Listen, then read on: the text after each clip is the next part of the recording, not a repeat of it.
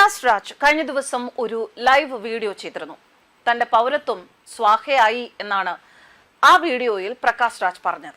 Voter പട്ടികയിൽ നിന്ന് പേര് വെട്ടി ഒരു സന്തോഷ വാർത്ത എന്നൊക്കെയാണ് പറഞ്ഞത്. ഇപ്പോൾ ഇതിനെക്കുറിച്ചൊരു വിശകലനം നടത്തിയിരിക്കുകയാണ് മുൻ സൈനികൻ കൂടിയായ ഭാസ്കരൻ നായർ അജയ്. അദ്ദേഹത്തിന്റെ പോസ്റ്റിലേക്ക് പോകാം. ഇക്കഴിഞ്ഞ ദിവസം പ്രകാശ് രാജ് എന്ന ദേശവിരുദ്ധൻ, ജനാധിപത്യ വിരുദ്ധൻ, അസൽ കള്ളൻ, 4 വോട്ടർ ID കൈവശം വെച്ചിരിക്കുന്നയാൾ, അയാളെ അസൽ കള്ളൻ എന്നല്ലാതെ മറ്റെന്താണ് വിളിക്കുക എന്നാണ് ഭാസ്കരൻ നായർ അജയൻ എന്ന അദ്ദേഹത്തിന്റെ പരാമർശം. അദ്ദേഹം FBയിൽ ലൈവ് വന്നു. എന്നിട്ട് പറഞ്ഞു, പ്രിയ സുഹൃത്തുക്കളെ, നിങ്ങളുമായി ഒരു തമാശ പങ്കുവയ്ക്കാനുണ്ട്. എൻ്റെ വോട്ട് വെട്ടി, ഞാൻ 65 ലക്ഷത്തിൽ ഒരാളായി. Game on.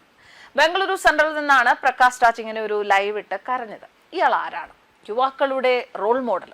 അതോ 4 voter ID, 3 non bailable warrant, 1 ജാമ്യം? ഇതാണ് ആദ്യ രഹസ്യം. കർണാടകയിൽ SIRൽ 84 ലക്ഷം ഡ്യൂപ്ലിക്കേറ്റ് വോട്ടുകൾ വെട്ടുമ്പോൾ അതിൽ ആദ്യം പെടേണ്ടത് ഇവനൊക്കെ തന്നെയാണ്.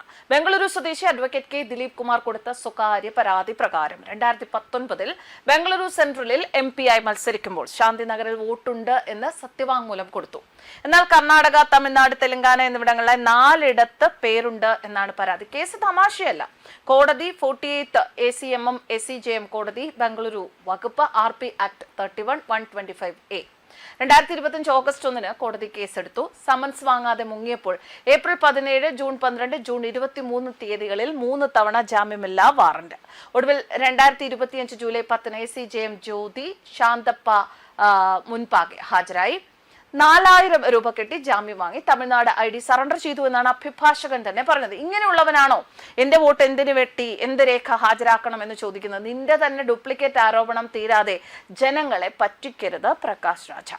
ധർമ്മസ്ഥലെ തകർക്കാൻ 50 ലക്ഷം, കോടതിയിൽ പേര് വന്നു. ഇതാണ് ഭീകരം. പവിത്രമായ ധർമ്മസ്ഥല മഞ്ജുനാഥ ക്ഷേത്രത്തെ നശിപ്പിക്കാൻ കൂട്ടക്കുഴിമാട നാടകം കെട്ടിച്ചമച്ച ചിന്നയ്യ എന്ന ശുചീകരണ തൊഴിലാളി കർണാടക ഹൈക്കോടതിയിൽ കൊടുത്ത റിട്ട് ഹർജിയിൽ ഈ പ്രകാശ് രാജിന്റെ പേര് എഴുതി വെച്ചിട്ടുണ്ട്. ഹർജിയിൽ പറയുന്നത്, ധർമ്മസ്ഥലെ തകർക്കാൻ 200 കോടിയുടെ ഗൂഢാലോചന, തനിക്ക് 50 ലക്ഷം വാഗ്ദാനം ചെയ്തു. രാത്രി 8 മണിക്ക് ഗിരീഷ് മട്ടണവർ വിളിച്ച് പ്രകാശ് രാജിനെ ഫോണിൽ സംസാരിപ്പിച്ചു. ഹൈക്കോടതി ജസ്റ്റിസ് സൂരജ് ഗോവിന്ദരാജ് ഇത് നിസ്സാരമായി കണ്ടില്ല. Home department, Mangaluru SP, SIT, Dharmasthala police എന്നിവരോട് ജൂൺ 29 റിപ്പോർട്ട് കൊടുക്കാൻ നോട്ടീസ് അയച്ചു. ഇതിന് പ്രകാശ് രാജിന്റെ മറുപടി ഒരു ഫോൺ കോൾ മാത്രം. സന്ദർഭത്തിൽ നിന്ന് അടർത്തി എന്ന് ബംഗളൂരു പ്രസ് ക്ലബിൽ പത്രസമ്മേളനം ചെയ്തത് മുഴുവൻ ചെയ്തിട്ട് ഫോൺ കോൾ എന്ന് പറഞ്ഞാൽ തീരുമോ?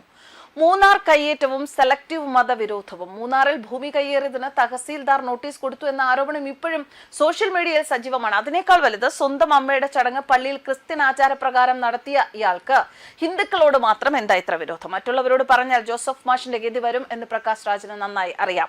അതുകൊണ്ട് പ്രകാശ് രാജ് ഈ ഗെയിം ഓൺ ഡയലോഗ് നിർത്ത. നിന്റെ വോട്ട് പോയത് SIR കൊണ്ടല്ല, നീ തന്നെ ഉണ്ടാക്കിയ ഡ്യൂപ്ലിക്കേറ്റ് പാപം കൊണ്ടാണ്. ജനാധിപത്യത്തെ പറ്റിക്കാൻ നോക്കിയാൽ കോടതിയും ജനങ്ങളും ഒരുമിച്ച് മറുപടി തരും എന്നാണ് പ്രകാശ് രാജിന് തന്റെ ഫേസ്ബുക്ക് പോസ്റ്റിലൂടെ ഭാസ്കരൻ നായർ അജയന്റെ വാക്കുകൾ. ന്യൂസ് ഡെസ്ക് കർമ്മ.